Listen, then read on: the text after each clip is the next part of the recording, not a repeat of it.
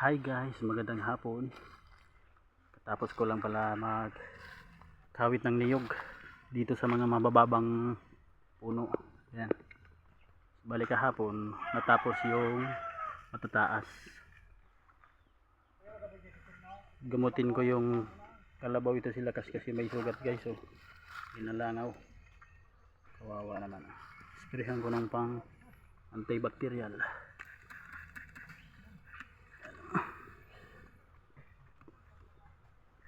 Para hindi madapuan ng langaw. Kasi pag hindi yan agapan guys, rin yan, maggots ang lalabas dyan. Bo, kaya pa bo? Kaya pa? Ayos ah, medyo dakol-dakol na.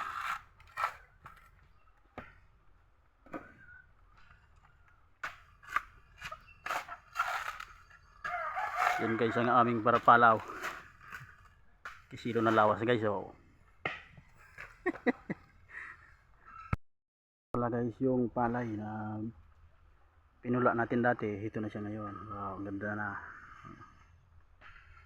Tumigil na dito guys yung ulan. Kaya maganda na yung panahon na kapag kawit na tayo ng niyog. Wow. Bali mag-a-apply na tayo dyan ng fertilizer. Wala pa yung fertilizer guys, gawa ng pagkalakas ng ulan. So ngayon lang naging mabuti yung panahon. Wala yung mga niyog na pinagkawitan ko kanina, yung mabababa.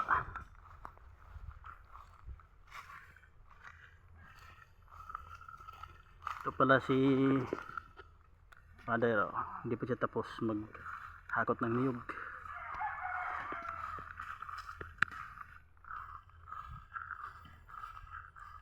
Isa din to sa may sugat guys, gagamutin ko rin to kasi may sugat din. Gawa ng linalangaw. Hello. Oh, hi ka. You know. May sugat siya dyan oh. Esperan lang natin. Alam niya na gagamutin ko siya kaya tinataas niya na yung kanyang buntot oh. Wawa naman. Yan. Disclaimers lang po, no animals were harmed of this video. Ginagamot lang. Yan.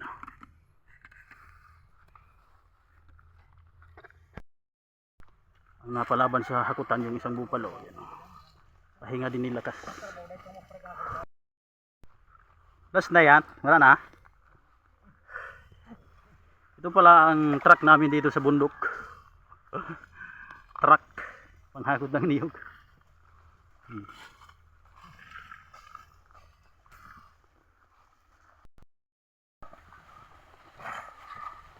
Last na to kaya hindi na siya napuno. Ito na siya lahat.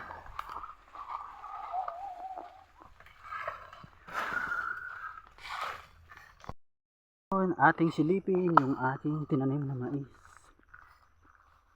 Yan, malalaki na siya. Medyo inuud na. Mag-apply na din ako dito ng pesticide. Yun o. Malulusog na siya guys, kaya lang naano ng ulan, nasubrahan sa ulan oh. Maganda siya oh. Wow. Pure na lagkitan pala to guys oh. Hanap tayo dito ng may uod.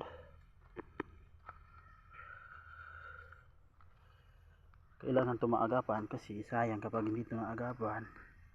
Ubos lang ito ng uod. Ayun yun.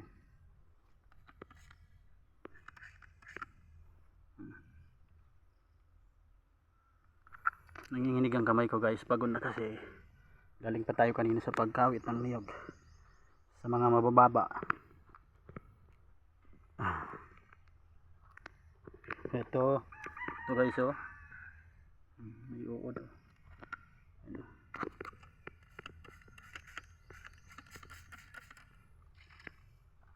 Ito pa oh. Ganito kasi talaga ang mais kapag madalas inuulan. Diyan umatake yung uod. Kung hindi ito maagapan, sayang. Meron talaga kami dito ginagamit na sprayer. Bukas ko na ito applyan.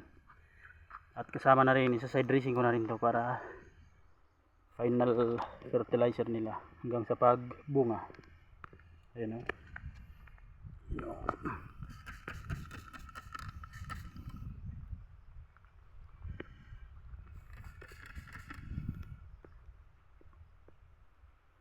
Ito na rin yung mani. Yung mani. Oh. Wow. Maganda ang tubo niya. Matataba. Matataba.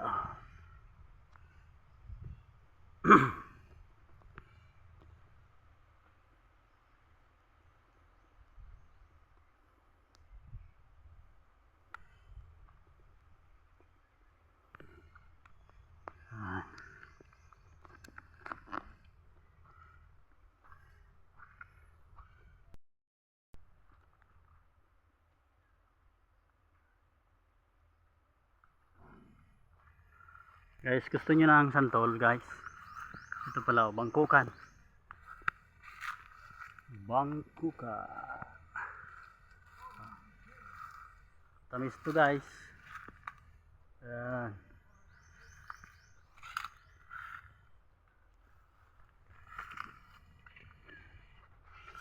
Kukuha tayo ng isa. Bubaba lang siya.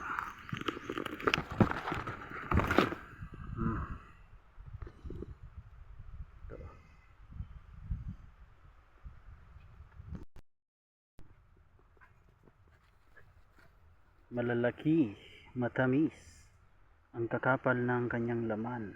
Wow.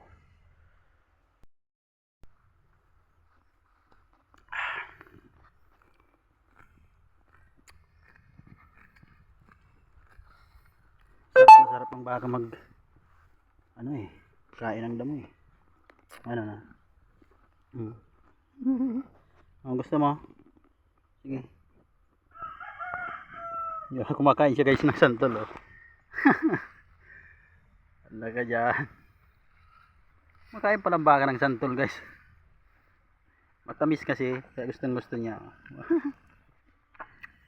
Wala ka dyan. Ito pa.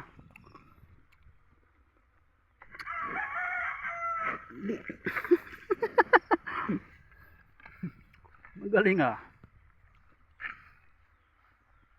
Daig mo pa ako ah. Sa'yo buo, sa akin buto lang ang kaya kong lamunin. Ayos. Wala na. Hihingian pa ako guys.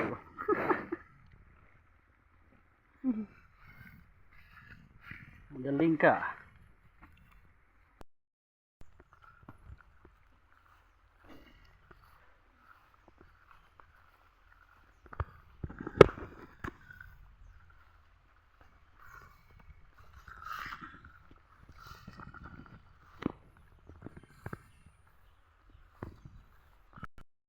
Boy ko guys, malaki na siya. By September pwede na to i-harvest guys. Oh, bilis lang lumaki oh. Mahaba din. Wow. Ano, gutom ka na?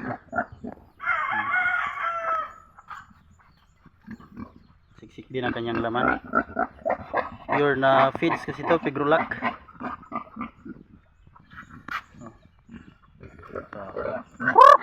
Nakakabang ng aking mga alaga oh. Sanay kasi sila kapag napapakain ako ng baboy, kumakain din sila.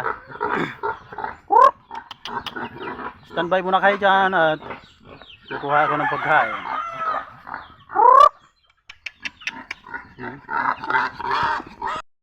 Pagkain ng baboy, pagkain ng manok, kaya matataba sila. At mabilis din maubos yung aking pagkain. Nako.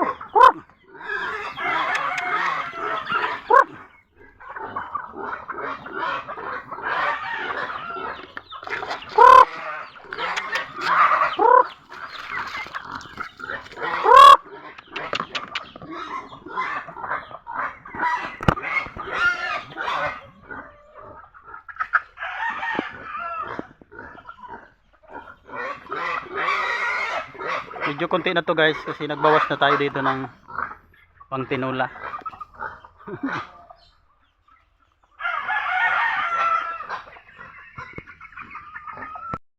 Hanggang dito na lamang po muna ang aking video kasi uulan na naman.